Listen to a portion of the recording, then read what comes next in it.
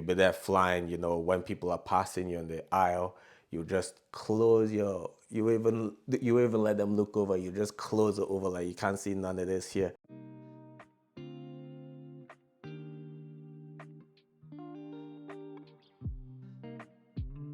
A lot of people seem to think that financial freedom is either impossible to achieve, or the only way you can achieve it is if you're 90 years old. One of the key ways to achieving financial freedom is through budgeting, especially if you're a millennial. In this video, we're going to dive into 5 key steps to financial freedom, and bearing in mind these steps are very demure. Hi, I'm David. Welcome back to InvestoprimeTV. Let's get stuck into it. The first tip is the 50-30-20 rule.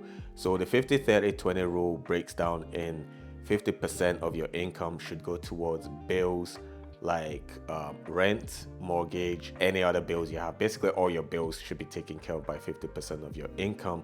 If you can do it with less, that's great, but 50% is generally a good rule of thumb. 30% is now your wants. So these are effectively the dining outs, the entertainments. You want to go to the cinema, see the latest movie, put it within your 30% aspect of the budget.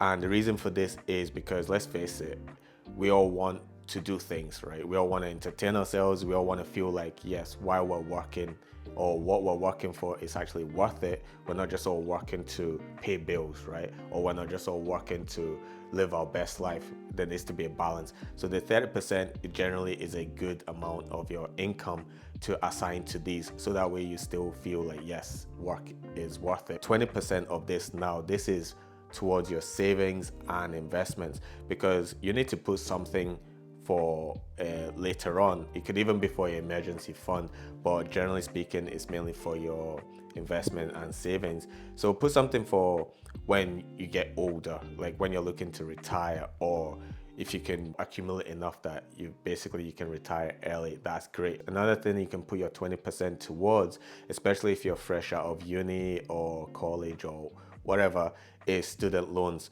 You can basically put that towards chipping away at your student loans, so it effectively gets smaller each time and you eventually pay it off. So the next tip for budgeting is actually to track your expenses.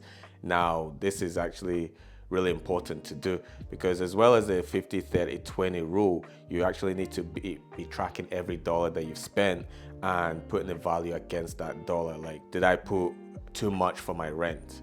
Did I put too much for my entertainment? Did I put too much for my savings or investments? In terms of psychologically, if you put too much towards something, you're obviously putting less towards something else.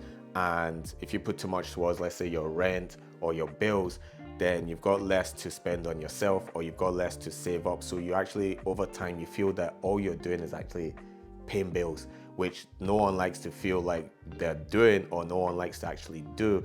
And on the flip side of that coin, if you're putting too much on, say, your savings, and you're not actually spending a lot on entertainment or even just day-to-day things that you want, your wants and needs, then you feel like, I've got all this money built up, and yet I'm living like I'm broke or wherever. So you need to balance it out, and tracking your expenses is actually a good way to do that, because that way you see, okay, every dollar that you spend, what you spent it on, and you can hold yourself accountable as well. So the third tip is actually to prioritize your debt.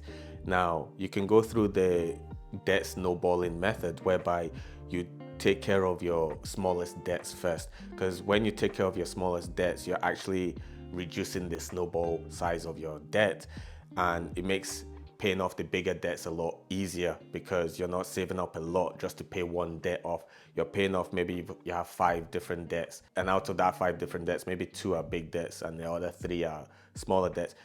By the time you've paid off the 3 debts, guess what? You only have 2. And again, it leads back to being on the psychological side. You feel like you've got a lot less to pay off. So it makes management a lot easier. Whereas you have those 2 big debts, and let's say you're focusing on those 2 big debts, and by the time you pay maybe 1 of them off, you still have 4 left. Whereas if you paid off the 3 small ones, you have only 2 left. So the 4th tip that I'm gonna give you guys is automate your savings. Now, how this works is basically automate a certain amount to go from your account to your savings account. So how you can do this is effectively setting up a standing order. I mean, we all set up standing orders for bills for things that, like, let's say you take on a phone contract or something. That's a standing order. Every month that money leaves your account and goes to the company. So why not set up a standing order for yourself where a certain amount of money leaves your current account or wherever account the money, your income comes into, and then goes into your savings or goes into a pot that you assign as bills or whatever you want. But that way the money leaves your account, you don't see it, it's basically automated, so you're not worrying about it every month. So the fifth and final tip for budgeting is actually a good one, or really good one, because you plan for the future.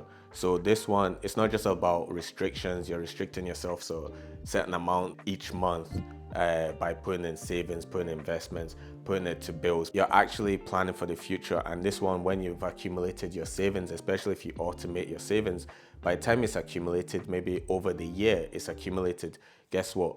You can take that holiday that you thought was too expensive before, but because you've accumulated the amount of money, it's more than enough. You can get the type of hotel you want, you can get the flights, you can go in from economy, you can go in business, you can go in first class. You'd be surprised how much money actually accumulates.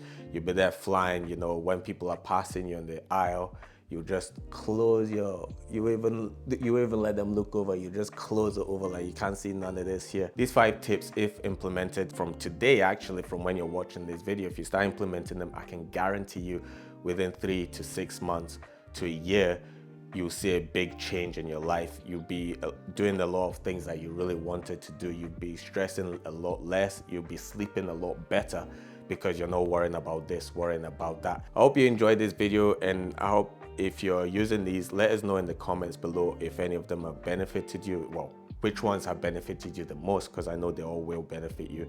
Let us know in the comments below. Thanks for watching, guys. I'll see you in the next video.